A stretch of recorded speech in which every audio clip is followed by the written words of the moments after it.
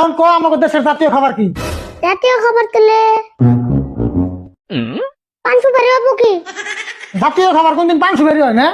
জাতীয় খাবার হলো ভাত।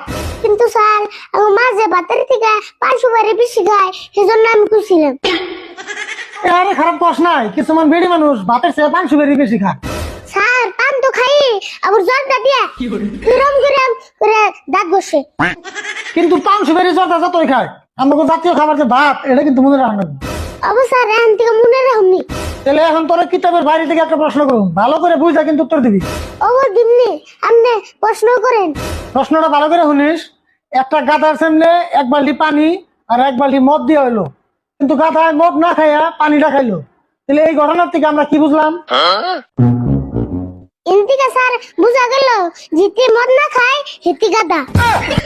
তুই এটাই বুঝলি, অন্য আর কিছু বুঝালি না। এনে ঘটনা